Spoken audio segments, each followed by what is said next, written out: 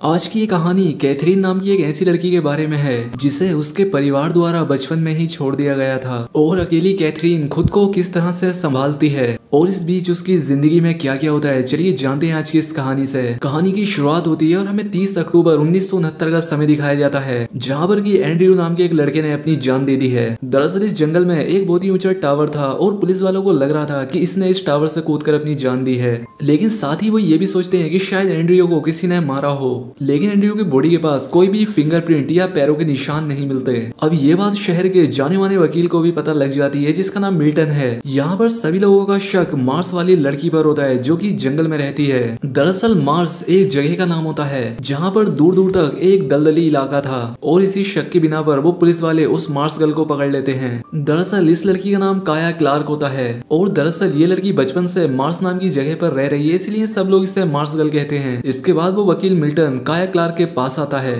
और उससे कहता है कि मैं तुम्हारी मदद करूंगा, क्योंकि काया क्लार्क के पास इतने पैसे नहीं होते कि वो खुद का वकील कर सके। इसलिए मिल्टन काया से पूछता है कि तुम्हारी फैमिली में कोई है जो यहाँ पर आ सकता हो। तब यहाँ पर काया क्लार्क अपने बारे में बताना शुरू करती है। वो कहती है जब मैं बहुत छोटी थी तब मैं अपने परिवार के साथ बहुत खुशी से रहा करती थी, लेकिन काया के फादर एक अच्छे इंसान नहीं थे। वो हमेशा अपनी फैमिली से झगड़ा किया करते थे और इस बात से परेशान होकर एक दिन काया की माँ घर छोड़कर चली गई और इसी तरह से काया के दोनों भाई और उसकी दोनों बड़ी बहनें भी घर छोड़कर बाद में चले गए और इसके बाद वो फिर कभी वापस लौटकर नहीं आए। और उसके बाद काया अपने डैड के साथ अकेली रहने लगी। वो अपने डैड से काफी डरती थी। काया अपनी नाव लेकर बहुत दूर दूर तक जाया करती थी। एक दिन काफी दूर तक जाने के बाद वो रास्ता भटक जाती है। यहाँ पर उसे एक छोटा टेड वोगर नाम का लड़का मिलता है जो कि उसे वापस उसके घर पर छोड़ देता है। काया हर रोज अपने डैड के साथ एक शॉप पर जाती थी जहाँ के कपल काया को बहुत प्यार किया करते थे। ये कपल काया को कपड़े गिफ्ट करते हैं ताकि काया नए कपड़े पहनकर स्कूल जा सके। काया रास्ते में से ही वापस जाने लगती है क्योंकि वो स्कूल नहीं जाना चाहती थी, लेकिन तभी उसे वहाँ पर मिल्टन मिलता है जो कि उसे स्कूल जाने के लिए मोटिवेट करता है। लेकिन स्कूल में काया का सभी बच्चे मजाक उड़ाते हैं, इसलिए वो घर वापस आ जाती है। अब काया और टेड धीरे धीरे दोस्त बन जाते हैं और काफी दिनों के बाद काया की माँ का लेटर भी आया था, लेकिन उसका डैड बिना पढ़े ही उस लेटर को जला देता है। इतना ही नहीं, काया का डैड उसकी माँ से जुड़ी हर याद को जला देता है और एक दिन काया का डैड भी काया को छोड़कर चला जाता है। अब काया इस घर में अकेली रहती थी। अब उसे जीने के लिए अकेले ही सरवाइव करना होगा, इसलिए वो जंगल से मूसेस को काट कर पास वाली दुकान पर उन्हें बेच कर आती थी ताकि उसे इतने पैसे मिल जाएं जिससे उसका गुजारा चल सके।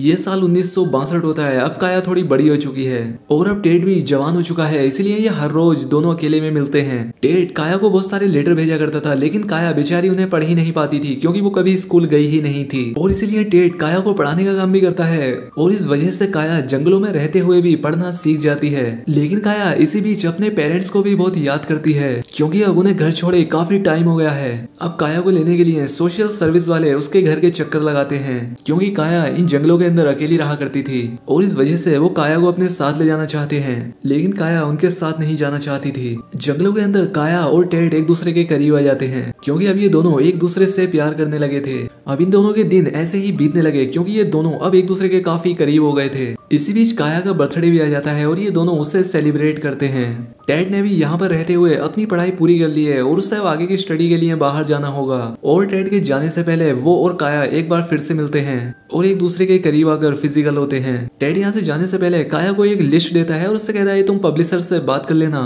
क्योंकि तुम जो ड्राइंग बनाती हो शायद उनकी अच्छी कीमत मिल सकती है। अब टेड वहाँ से चला जाता है और काया एक बार फिर से अकेली पड़ जाती है और इसी तरह से वो फिर से काफी टाइम अकेले में गुजारती है। और इसी तरह से जुलाई का महीना आ जाता है क्योंकि इसी महीने में टेड वापस आने वाला था। काया नए कपड़े पहनकर समुद्र के किनारे टेड का इंतजार करती है, लेकिन टेड नहीं आता। इस बात से काया गुस्सा होती है और वहीं पर बैठकर रोने लगती है कि आखिरकार सभी ने उसका साथ छोड़ दिया है। काया को पता लगता है कि उसका घर बिकने वाला है, उसकी जगह पर कोई होटल बनाने वाला है, इसीलिए काया अपने वकील के पास जाती है। वकील उसे बताता है कि तुम्हारा घर तो तुम्हारे फैमिली के नाम पर ही है, लेकिन तुम्हारे पिछले कुछ टैक्स बाकी हैं और अगर वो टैक्स कोई दूसरी कंपनी भर देती है तो वो घर उनका हो जाएगा और इसीलिए वो टैक्स तुम्हें भरना होगा। ये टैक्स $800 का होता है। इसी बीच टेड के ना आने की वजह से काया की दोस्ती एंड्रयू से हो जाती है। अब काफी वक्त तक ये दोनों भी एक साथ रहते हैं। इसी बीच एंड्रयू काया के साथ जबरदस्ती करने की कोशिश करता है, लेकिन काया के राजी ना होने पर वो उससे बाद में माफी भी मांगता है और इसके बाद वो काया को अपने साथ टावर पर लेकर आता है। ये टावर मार्स में अकेला होता है जो कि काफी ऊंचाई पर होता है और यहाँ से दूर दूर की चीजों को आसानी से देखा जा सकता है। काया एंड्रयू से कहती है कि मैंने पहली बार ऐसी कोई चीज देखी है। अब एंड्रयू काया के घर पर भी आने लगा है, हालांकि काया उससे ऐसा करने के लिए मना करती थी क्योंकि इस चीज से काया को अच्छा नहीं लगता था। एक दिन काया देखती है कि एंड्रयू अपने बहुत सारे फ्रेंड्स के साथ है जब ये बात काया एंड्रयू से पूछती है तो एंड्रयू मना करता है कि मेरी कोई फ्रेंड नहीं है। काया ने अपने टेक्स्ट को पे करने के लिए पब्लिशर से भी बात कर ली थी और उस पब्लिशर को भी काया की सारी ड्राइंग्स पसंद आ जाती हैं और काया ये बात एंड्रयू को बताती है। एंड्रयू काया से शादी करना चाहता था। वो काया को काफी बड़े बड़े सपने दिखाता है। साथ ही वो एक दिन काया को अपने साथ होटल ले जाता है जहाँ ये एक दूसरे के फिजिकली क्लोज हो जाते हैं। काया यहाँ पर एंड्रयू को एक सेल का नेकलेस पहनाती है और ये साल 1969 होता है। अब टेड भी अपनी पढ़ाई करके वापस आ चुका है, लेकिन वो एंड्रयू और काया को एक साथ देख लेता है और इसीलिए जब टेड काया से मिलने के लिए जाता है तब काया टेड पर बहुत गुस्सा होती है क्योंकि वो कई सालों के बाद आज उससे मिलने आ रहा है। टेड इस बात के लिए उससे माफी मांगता है, लेकिन काया उससे काफी गुस्सा होती है, इसलिए टेड वहां से चला जाता है। अब काया की जिंदगी में भी दो मुश्किलें आ जाती हैं कि वो टेड की जिंदगी में वापस जाए या एंड्रयू के साथ ही रहे। लेकिन काया को एक दिन पता लग जाता है कि एंड्रयू की सगाई हो चुकी है और ये बात उसने काया को नहीं बताई थी, इसलिए वो शाम को काया के घर आता है, लेकिन काया उससे मिलना नहीं चाहती थी और वो जंगलों में ही छिप जाती है और एक बार वो फिर से अकेली हो जाती है। खैर अब काया की मेहनत रंग ले आती है। पब्लिशर ने उसकी किताब को पब्लिश कर दिया था, साथ ही काया को उसकी मेहनत के बदले $5000 भी मिले हैं, जिससे काया इस घर के पुराने टैक्स भर देती है और काया अकेली 310 एकड़ की मालकिन बन जाती है, जिसके अंदर अब काफी बड़ा जंगल आ गया था। एक दिन काया को उसका भाई जोडी मिलता है। वो उसे बताता है कि हमारी माँ मर चुकी है। काया को काफी दुख होता है क्योंकि वो अपनी माँ का अभी तक इंतजार कर रही थी कि वो इस घर में एक बार फिर से आएगी। लेकिन काया इस बात से खुश होती है कि चलो आखिर वो अपने भाई से तो मिल पाई। काया दुकान पर टेड के लिए एक बुक रखती है और इसके बाद अपने घर पर चली जाती है। लेकिन काया के पीछे से एंड्रयू आ जाता है। वो उसे समझाने की कोशिश करता है कि मैं तुम्ही से प्यार करता हूँ, लेकिन काया उससे बात नहीं करना चाहती थी, इसलिए वो काया के साथ जबरदस्ती करने लगता है। इसलिए काया उसके मुंह पर पत्थर मारकर वहां से भाग जाती है। अब काया छुप छुप कर रहने लगी। उसे हमेशा डर लगा रहता कि कहीं एंड्रयू अगर उसे कोई नुकसान ना पहुंचाए। काया अपना घर आकर देखती है जहाँ पीछे से आकर एंड्रयू ने पूरा उसका घर बर्बाद कर दिया था। लेकिन टेड काया के पास आता है जो कि उसका सिर्फ हालचाल पूछने के लिए आया था। लेकिन काया कहती है कि मुझे पब्लिशर से मिलने के लिए जाना था, लेकिन इस हाल में मैं पब्लिशर से कैसे मिलने जाऊंगी। तब टेड उसे हौसला देता है और कहता है कि ग्रीन विलेज से बस जा रही है, तुम उसमें जाकर पब्लिशर से मिल सकती हो। और काया ऐसा ही करती है। वो सुबह की बस पकड़कर ग्रीन विलेज के लिए निकल जाती है। अब कहानी फिर से प्रेजेंट में आ जाती है। हम काया को कोर्ट रूम के अंदर देखते हैं। काया पर आरोप लगाया जा रहा है कि उसने टावर की जाली खोली थी और वहीं से उसने एंड्रयू को भी धक्का दिया था। लेकिन मिल्टन यहाँ पर उन्हें याद दिलाता है कि टावर की जाली का मुद्दा पहले भी उठ चुका है और आप ही ने अपने लेटर में लिखा था कि अगर वो जाली अच्छे से नहीं लगाई गई तो वहाँ पर कोई दुर्घटना हो सकती है। साथ ही कोर्ट में यह भी बताया जाता है कि एंड्रयू के गले में वो नेकलेस नहीं मिला जो काया ने एंड्रयू को दिया था। काया पर इल्जाम लगाया जा रहा है कि काया सुबह की बस पकड़कर ग्रीन विले गई थी, लेकिन वो रात को वापस भी आ गई और एंड्रयू को मारकर वो फिर से ग्रीन विले में चली गई। लेकिन कोर्ट के अंदर काया का पब्लिशर होता है। वो बताता है कि मुझे ऐसा कुछ भी नहीं लगा।